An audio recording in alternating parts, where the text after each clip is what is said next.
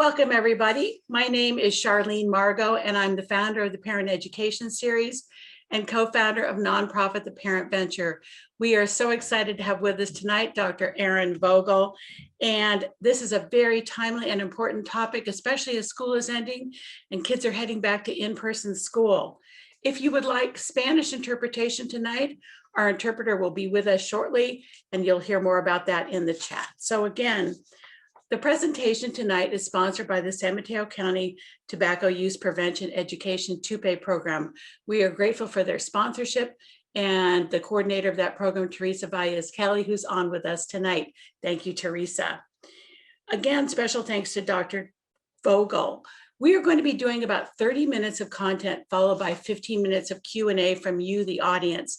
So we really hope that you will use this time to engage with us, put your comments to one another and to us in the chat. For questions, we ask that you put questions in the Q&A button, as we hope to get to as many of those as we can. Also, at the end of the event, you will see a very short survey. We hope you'll take 2 minutes to fill that out. As we promise, we read everyone. It really helps us with planning for the future and information for our funders. This video is being recorded this evening, and a video will be available soon on our Video Library YouTube channel. We work with the media production team for the Boys and Girls Club of the Peninsula here in Redwood City, so we're delighted for that partnership. It takes them a couple of days to get the video edited and produced, but the Video Library has been a great resource for parents this year. With over 18,000 views, we know that that Video Library, in addition to these live events, has really been a good resource for parents during the pandemic. Our next event is actually on Wednesday, May 19th at 12 p.m. with Becky Beacom, the former health education manager for Sutter Health, Palo Alto Medical Foundation. Her topic is going to be typical teenagers, health risk behaviors, perception, and why it matters. So tonight, Dr. Vogel is going to be talking to us about vaping and e-cigarettes and how social media impacts those health risk behaviors. And then Wednesday's event is more of a look at the social norms that govern how teens think about health risk behaviors. So you'll be hearing content information tonight. We hope you'll join us again on Wednesday. All right, let me tell you a little bit about tonight's keynote presenter. Dr. Erin Vogel is a postdoctoral fellow and social psychologist at the Stanford Prevention Research Center. She studies how social media affects young people's thoughts, feelings, and health behaviors, including vaping. This presentation and Q&A session will cover vaping, social media, and their effects on teenagers' health and well-being. Outside of the lab, Erin loves cooking, working out, spending time with family and friends, and exploring all the beautiful Bay Area has to offer. Please join me in a really warm virtual welcome for Dr. Erin Vogel. Take it away, Erin. Wonderful. Thank you for the introduction, Charlene, and thank you all for joining me on this Monday night. I'm going to go ahead and share my screen. All right, Charlene, are you seeing my slides? Yes, I am. They look perfect, Erin. All right, wonderful. Thank you. So before we start, I want to thank you for taking the time to listen in today. My goal for this webinar is not to give you more things to worry about as a parent. I think we've all had more than enough things to worry about in the past year. But I do hope that having more information about vaping and about social media will help empower you to make decisions that are best for your family. As Charlene said, I got my PhD in social psychology from the University of Toledo in Ohio, and then I moved to the Bay Area in 2017 for a fellowship in the UCSF Department of Psychiatry. I now live in Redwood City, and I work at the Stanford Prevention Research Center at Stanford University, and I have a long-standing interest in how technology, particularly social media, affects young people's well-being and health behaviors, especially e-cigarette use or vaping. So I'll spend about 30 minutes giving you an overview of vaping and social media use, and then we'll have some time for questions. So what is vaping? Vaping devices heat liquids to form an aerosol, which users then inhale. And they exhale clouds of vapor, such as the one that you see here. And some devices produce more vapor than others. So this is a relatively small cloud of vapor, but you may have seen vapor tricks that people do where they're producing large clouds of vapor. And e-liquids, which come in these e-cigarettes, are often flavored. And these flavors are known to appeal to kids and teens, which is why flavors were banned in cigarettes. But the flavors that were banned in cigarettes are still permitted in some vaping products. Now, restrictions have been tightened at the federal level to restrict more flavors in cartridge-based products. And I'll talk more about what those are, but there are only one specific type of e-cigarette. So a lot of flavors are still on the market. And many of these e-liquids and e-cigarettes contain nicotine, which is the addictive chemical in cigarettes. A lot of users, both youth and adults, don't know the nicotine content of what they're vaping. And some e-cigarettes can contain cannabis oil as well, and I'll talk more about that. Those are more similar to smoking marijuana or cannabis than to smoking cigarettes, and that can come with its Pardon own. me, Erin, I'm Sure. sorry to interrupt you. Do you mind on the interpretation globe putting yourself on English? Sure, how do I do that? At the bottom of your screen, you should see a globe with two icons, English or Spanish. Do you see that? Bottom of the screen. Do you see a globe icon? I don't. I might have to stop my screen share. Should I do No, that? no, that's okay. Just proceed then. Oh, it says interpretation. Yes, If I click that. Oh, and then- English. yes, Okay, did that work? that worked. Thank you, Erin. Wonderful, no problem. Thank you for letting me Sorry. know. No problem. So teen vaping has become a major problem in the US, and it was declared an epidemic in 2018 by then Surgeon General Jerome Adams. So if we look at this graph, which has a lot going on here, we can see the trends in tobacco use of different products over time. So in these red bars all the way on the left, we have 1999. The green bars on the right represent 2020. And this shows the percentage of high school students in the US who have reported using each product in the past month. So we can see for any tobacco product, it starts to go down and then kind of ticks up again around 2018. Whereas cigarettes have really steadily come down. So this is great news. Teenagers are using cigarettes at a much lower rate than they used to. Cigars have trended down a little bit, but not to the same extent as cigarettes. And then what's really interesting is if you look at e-cigarettes, this popularity just skyrocketed. And that's what accounts for a lot of this uptick in total tobacco product use. So vaping really has risen astronomically in recent years. And it reached this peak in 2019 of 27.5% of high school students reporting vaping in the past month, and went down to 19.6% in 2020. So we are seeing a little bit of a drop off. Any teenager can be at risk for vaping, but we do know that certain groups are more likely to vape than others. So males are more likely to vape than females. Teenagers who are white or Hispanic or Latinx are more likely to vape than teenagers of other races. Importantly, teenagers who are LGBT, lesbian, gay, bisexual, or transgender, are also at greater risk for vaping and greater risk of tobacco use in general. The tobacco industry has a very long history of targeting the LGBT community, and the LGBT community still faces a lot of stress as a minority. They still face a lot of prejudice and discrimination that can increase their likelihood of tobacco use. So we see this even at the level or at younger ages, and this continues through adulthood. Teens from higher income houses are more likely to vape, although I believe we'll probably see this change a little bit as vaping products become less and less expensive.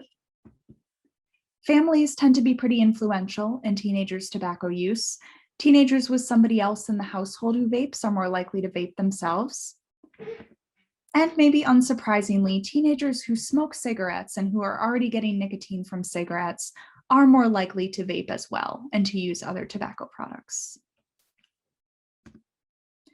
Vaping may help some adults quit smoking, and studies are still being done to see the extent to which that's true. But all the evidence we have shows that vaping is really bad for teenagers for a lot of reasons. Teenagers who vape have a higher risk of going on to smoke cigarettes. And this is true even for teenagers who don't have other risk factors for smoking and who may not otherwise smoke. Using e-cigarettes also increases teenagers' exposure to a lot of different toxicants and harmful chemicals.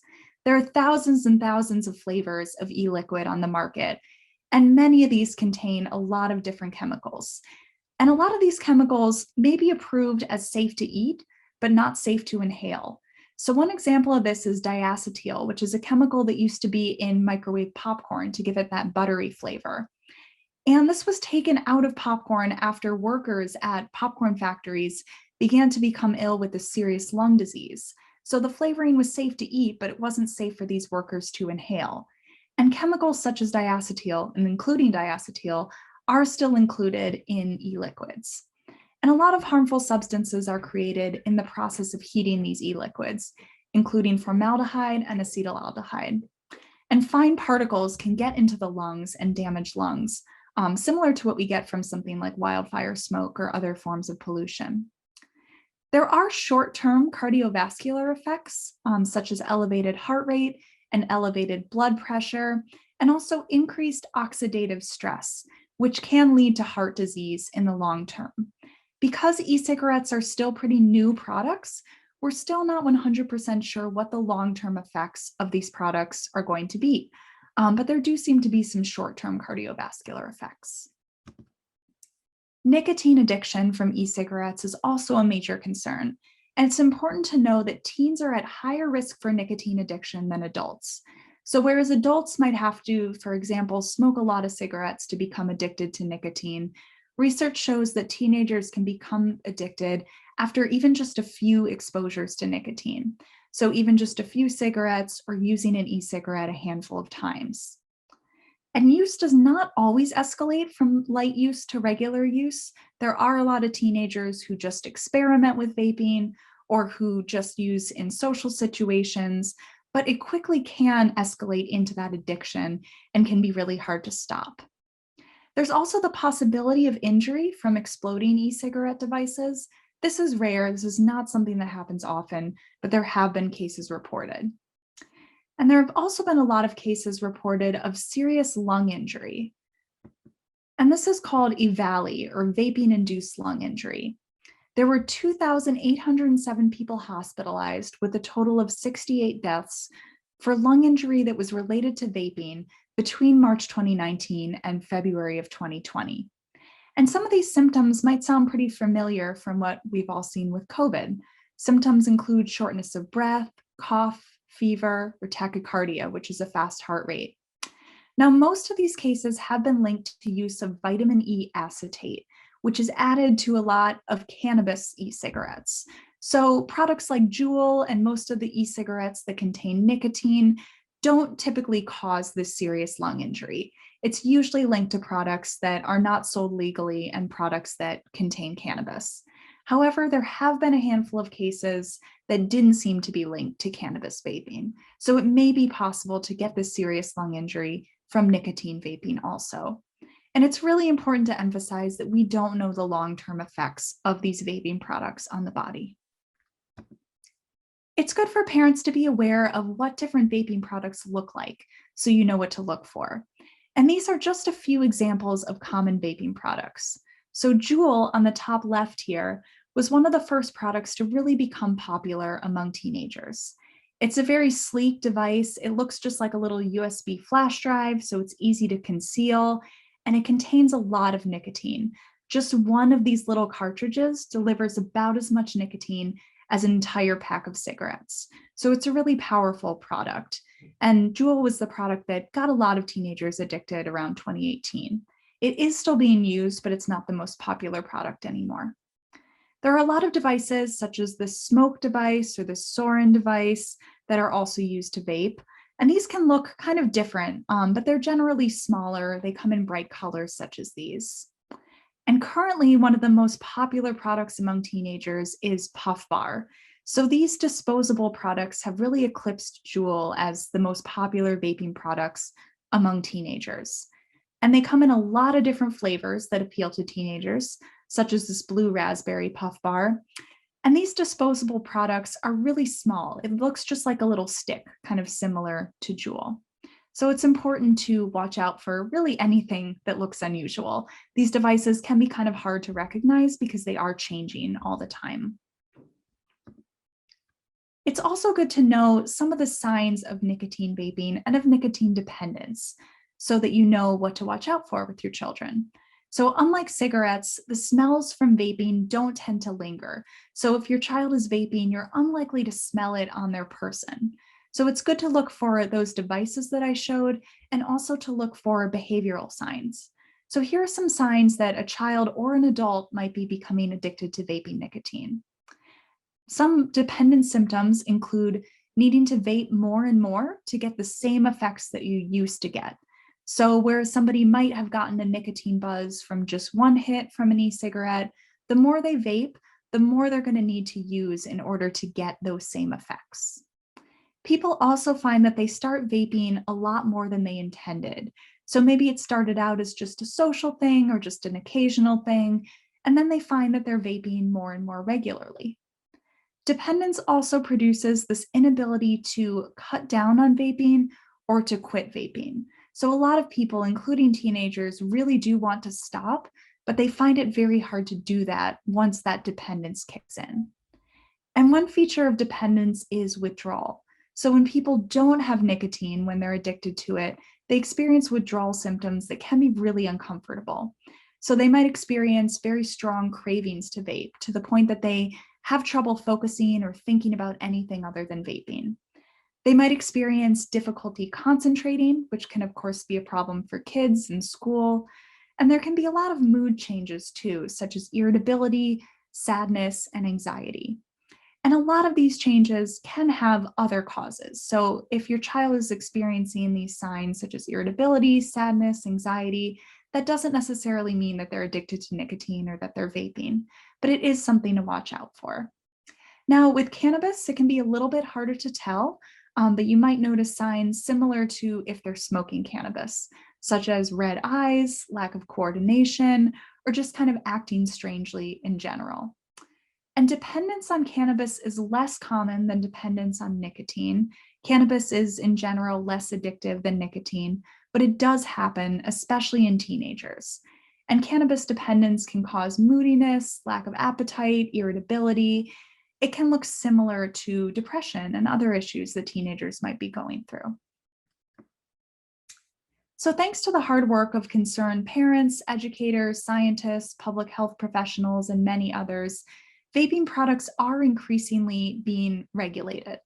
So the goal of public health is really to protect children while also preserving options for adult smokers. Like I mentioned earlier, there is some evidence that vaping might help some adult smokers to quit smoking if they're able to switch completely to vaping. That might reduce their harm. But with those products, we don't want them to attract kids and to encourage more people to start using nicotine. So it's really a difficult balance for regulators and public health professionals to do this. And we know that flavors really attract kids and are a main driver of use in kids. So last year, a lot of flavored e-cigarettes were banned at the federal level. So as I mentioned earlier, flavors, except for menthol, which is an important exception, are banned in closed pod systems, such as Juul. So that really only refers to those cartridge-based products like Juul and not the other products that I showed. So there are still a lot of flavors that are allowed to remain on the market, despite none of these products being FDA approved right now. Additionally, the purchasing age for tobacco products, including e-cigarettes, was recently increased to 21 nationwide. So a lot of states, including California, had already set 21 rather than 18 as their minimum age for purchasing tobacco products, but now that's the case across the country. And locally, there have been some regulation efforts as well. So there's California Law SB 793, which will be voted on in November 2022, and this would prohibit flavors in vaping products. And even more locally, there have been several jurisdictions in San Mateo County, Menlo Park, East Palo Alto, Burlingame are a few that restrict e-cigarette sales or restrict flavored e-cigarette sales. So the regulations are really different depending on where you live. If you're interested in this, I encourage you to look into it and to reach out to me if you want help determining what the regulations are in your community, because it really does differ across the board.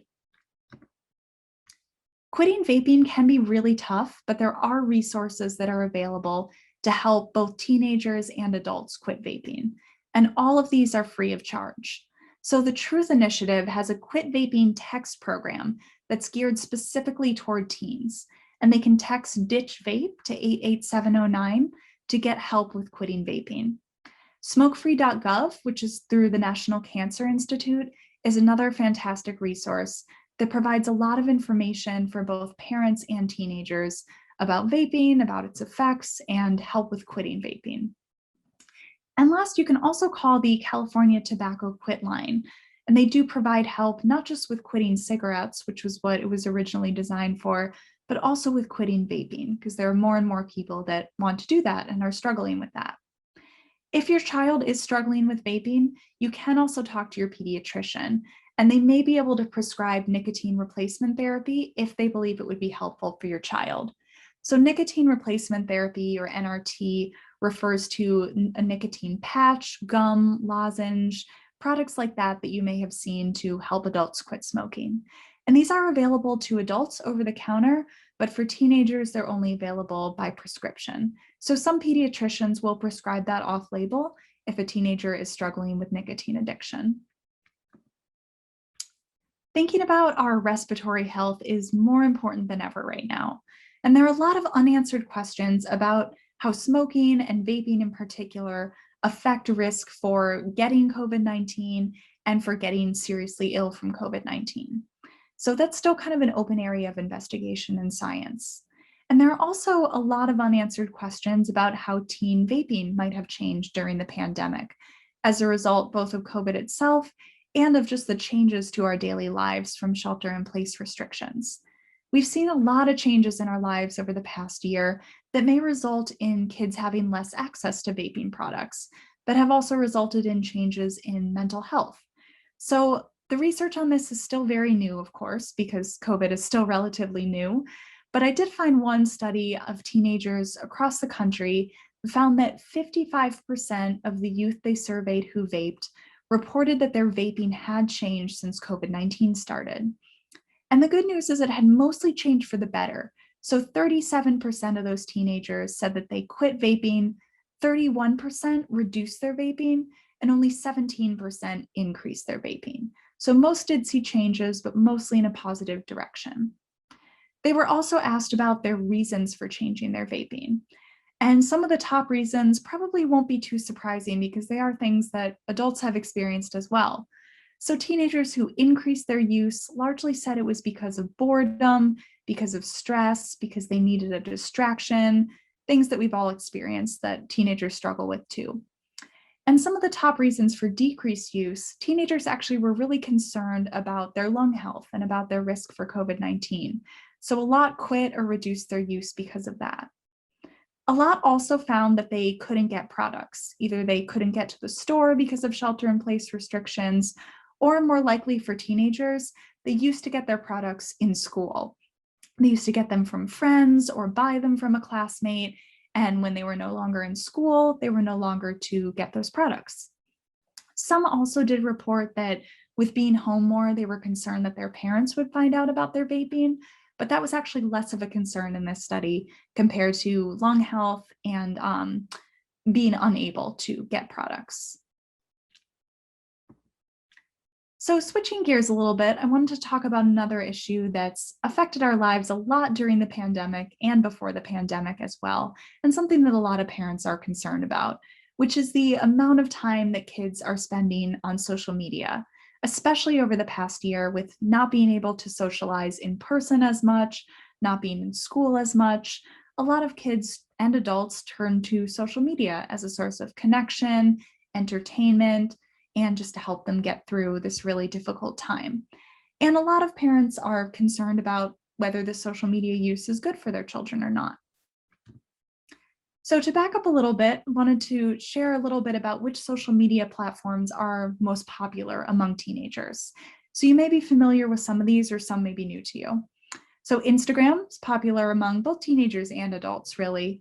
And this platform allows for the sharing of photos and videos with users who follow you. And the posts can be saved to your stories, which are only available for 24 hours, or saved directly to your profile, and then people can scroll through and see those posts at any time. Snapchat is also popular, and it's probably best known for having content that disappears really quickly. So users can send content to each other or post it to their story for anyone who follows them to see, and that content will only be available for a short period of time and then it goes away. TikTok has also become extremely popular. It was popular with teenagers before the pandemic, but now adults have kind of taken to TikTok as well. And TikTok allows users to share short videos. And it's become really popular both for learning new things, for entertainment, for a lot of reasons. And last, there's Facebook. And contrary to popular belief, teenagers do still have Facebook accounts for the most part. It is more popular among adults. It's kind of fallen out of fashion with teenagers, but a lot still do have Facebook accounts. So how does all this social media use affect teens? There are some positive effects of social media. So during the pandemic especially, it's allowed people to connect with their friends and keep up with what other people are doing and to communicate.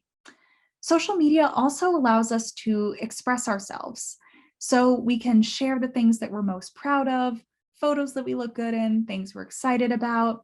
And research shows that actually looking at our own social media profiles temporarily makes us feel better about ourselves. So we see these positively presented versions of ourselves and we feel good as a result. Social media can also help entertain us, which is another thing we saw a lot of during quarantine, and that can be a good thing. However, there are some negative effects as well. And one thing that I'm particularly interested in and that my research has looked at is this idea of social comparison. So when we compare ourselves to others on social media, we're not comparing ourselves to the real full version of other people and their lives. We're comparing ourselves to the highlight reels of their lives or the things that they choose to share. And it's easy to forget that we're not getting the full story when we look at other people's social media content. And that can make us feel worse about ourselves as a result. Cyberbullying is another big issue among younger people. It's easier to say mean things about somebody else behind a screen. And a lot of teenagers are victims of cyberbullying on social media. Another thing that I'm really interested in is how social media affects substance use. So there's research, including some of my own, showing that seeing content related to substance use helps normalize that behavior, including vaping. So my research showed that even short-term exposure to social media posts related to vaping made teenagers have more positive attitudes toward vaping and made them more likely to intend to vape in the future. So seeing that content regularly might be harmful. Most kids are going to use social media, and there are things that parents can do to help keep them safe when they're using social media. And it's important to note that there's really no one-size-fits-all solution. So it's good to set clear rules around social media use that work for your family in particular. And these rules can be developed alongside with your kids. Some parents find that it's helpful to limit social media time. So they might put time limits on the amount of time that kids are able to spend on their apps or the times of day that they're able to access it. So kids might not be able to use social media until they're done with their homework, for example, or they might not be able to use social media more than an hour a day. And this can be really helpful for some families. Some parents also ask their kids to allow them to see their social media activity. So you might have an account of your own and you could follow your child on social media and see what they're doing with their knowledge. And it's important to note if you do this that kids often do make multiple social media accounts. So what you're seeing might not be the full picture of what they're doing. And you can also require your children to use privacy settings on their social media accounts so that not just anyone can see what they're posting. It's also good to be familiar with the apps that your kids are using and to know the different features of them and the different safety features that are available. One good resource is internetmatters.org. This is a UK-based nonprofit that helps to inform parents about social media and helps parents to help their kids use the internet safely. So I first made this slide quite a while ago during COVID-19, but I think it still applies even though we're out of some of the restrictions that we were under before. Social media can help us all stay connected during a time that has been really isolating and disconnecting for a lot of us. And social media and other online resources can help facilitate learning, relaxing, exercising, a lot of things that are important to us. I know personally, using the internet and social media in particular has helped me to keep up with what's going on in the world, discuss it with other people. I've taken advantage of workout classes on social media. There are a lot of ways that it can help us improve our lives. But it is important to note that there's a lot of misinformation and disinformation out there on social media. So misinformation is information that's just wrong, but not purposely so. And disinformation is something that somebody knows is false, but they put it out there anyway. And both can be really harmful. So it's important to be mindful of that when you or your kids are using social media, and to be aware of whether the information you're receiving is true and whether it's helpful for you or whether it's too much and just adding to anxiety. So using social media is neither good nor bad, in my opinion. It's one of many coping skills that we've used to get through the pandemic, and it's a tool that we can use during other times as well. So if you've noticed a lot of increased screen time for yourself or your family, you're absolutely not alone in that. So just some final thoughts to wrap up. Vaping is really common among teenagers, although thankfully we did see a drop off in 2020, and is really harmful for teenagers' bodies and brains. And parents can be really helpful in preventing teen vaping. It's good to be aware of the signs, what different devices look like, and to talk to your family early and often about vaping. So one way to approach these conversations with your kids is not necessarily to ask them what they're doing, but just to ask them what they know about vaping or what they've seen or heard in school or on the news. And it can kind of help them to have these conversations with you without feeling like they're being attacked or being accused of something. It can help them to open up a little bit more. And last, social media has both positive and negative effects on both adults and kids. And there's really no one size fits all solution for healthy social media use. So with that, I'm happy to take any questions, and you're welcome to contact me as well. I'll leave my contact info up there for a minute. Oops. And then we can head into the question and answer session.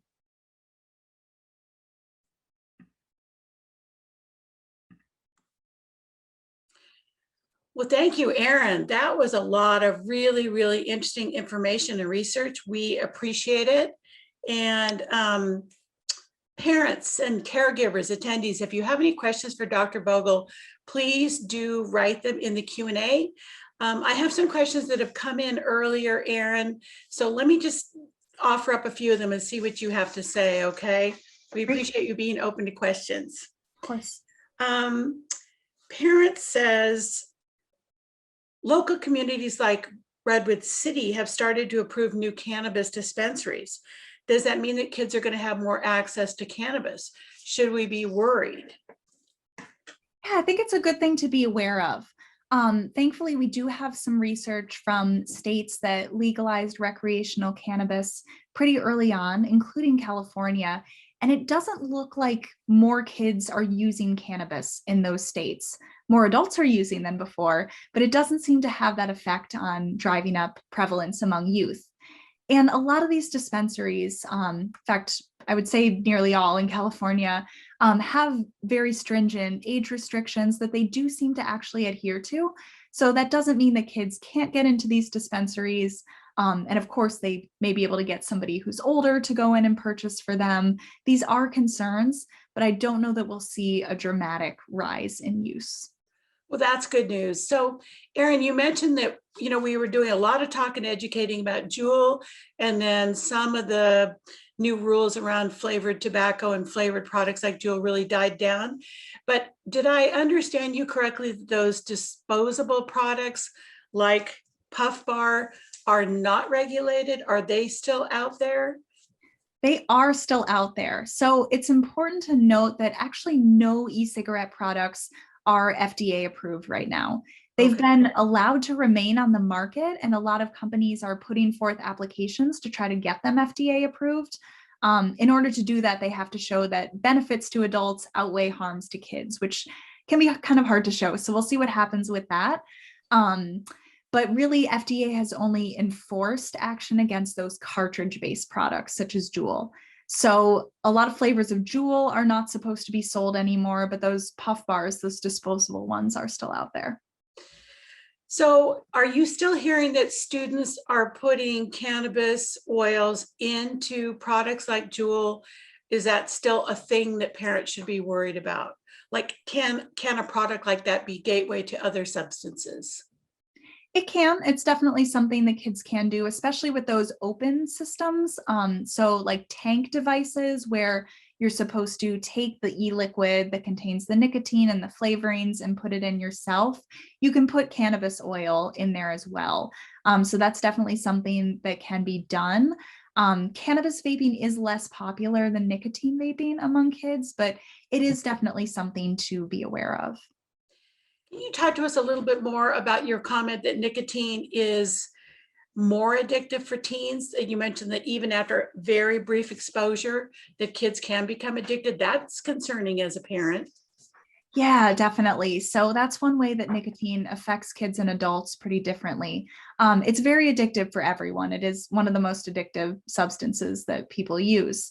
But unfortunately for kids, with the way their brains are still developing, there has been research showing that even a handful of cigarettes can produce some dependence symptoms. And that doesn't necessarily mean that they'll be hooked for life or anything, but it can start to produce those symptoms, and that can lead to addiction down the road. So that's why it's really important for teenagers to really not start using nicotine at all.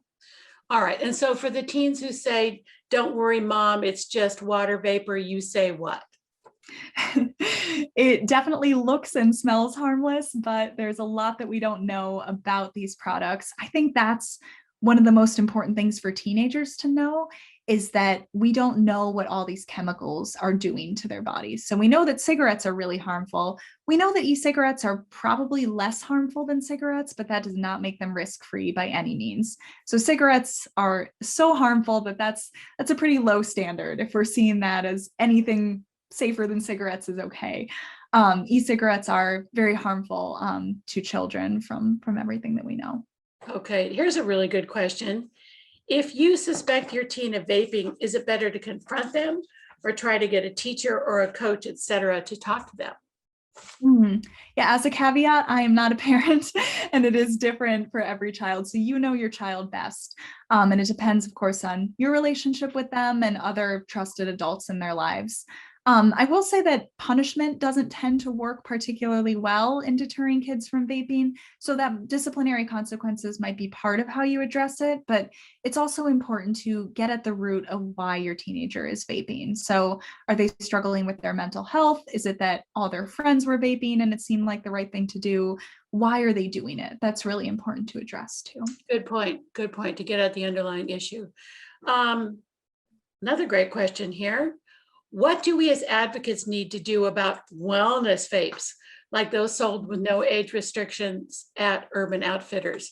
I know this is a growing issue. Maybe you could define that for people who may not have heard of wellness vapes, Erin.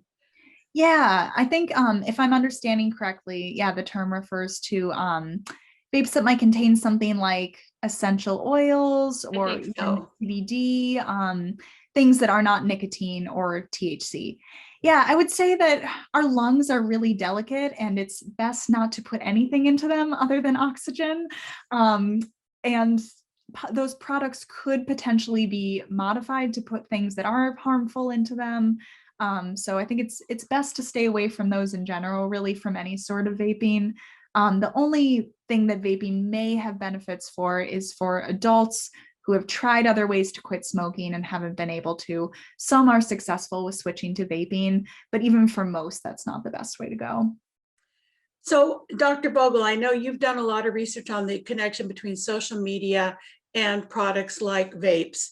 This parent asks or says, my kids believe everything they see their favorite influencers doing on Instagram and TikTok. How can we get these influencers to stop vaping or using vape products?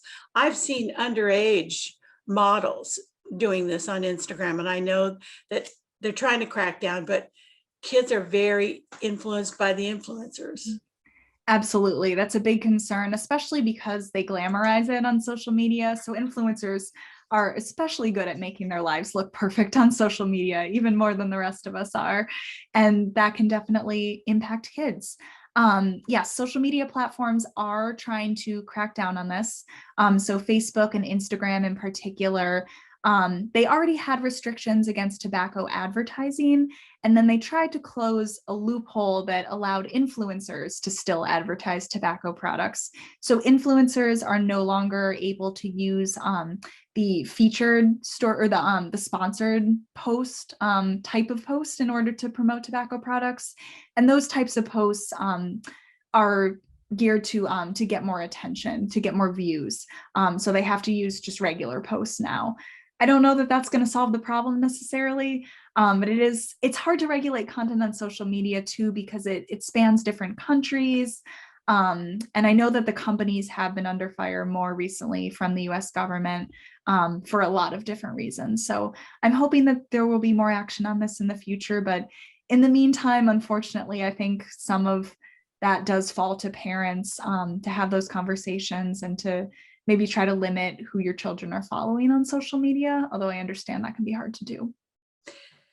What do you suggest parents do who are interested in advocating against either dispensaries moving in or getting more regulation around vapes and flavors? What do you recommend that parents do who want to get involved? Yeah, there are definitely things you can do. So contacting, for example, your local city council can be a good way to get involved. You can go to your city's or San Mateo County's websites as well to see upcoming legislation. And a lot of times there are opportunities for people to speak up against these issues. Okay, thank you. And Erin, I know I'm not asking you to be a parenting expert, but you are an expert in vaping and social media and e-cigarette use. What are some of the best messages to combat the use of vapes and e-cigarettes? With cannabis, we tell parents to talk about the impact on brain development. What is the message you'd most like parents to convey to their kids about the dangers of these products? Yeah, so a lot of times it can be hard to talk to kids about dangers because they see that as something that happens to other people or something that might happen to them in 50 years, but not right now. I think one good thing for kids to know about tobacco in particular, and more the cannabis industry, is how the industry targets them. That's something that kids rightfully get really angry about how the tobacco industry, they're trying to get people addicted. They're trying to create new customers. And by doing that, they advertise to kids. And so kids are being manipulated by these companies. And a lot of kids really don't like the idea of being manipulated in that way. That is really good advice. We actually heard the same thing from Dr. Tauhid Zaman recently, talked about cannabis use in the young brain. Same thing. I think that people tend to underestimate what teenagers understand. But as you said, they decreased rates themselves when they heard about the dangers of COVID and lung damage, right? Yeah, so it is something that they're aware of and that they can make decisions around. So it is good to talk about those risks as well. All right. So Dr. Vogel, as we wrap up here, any last words for parents that you'd like them to know about, or any just final message for us? Yeah, sure. As I said at the beginning, I don't want to give parents more things to worry about. I know it can be hard to get this information and to hear all these things that you need to look out for and need to be aware of. So just want to remind parents that you know your child best. And if you think something is going on with them, it's definitely worth having that conversation. It might be something related to substance use. It might not be. So it's good to have those conversations with your kids as often as you can. All right. Well, thank you so much, Dr. Erin Vogel, for your expertise tonight. We really appreciate it. And again, parents, if you don't mind, the survey link is in the chat. Take 2 minutes, give us some feedback. We really appreciate it. Thank you to San Mateo County Office of Education and the Tupe program and its organizer, Teresa Valles Kelly. Thank you, everybody. Stay safe, stay well. We'll see you again soon. Thank you.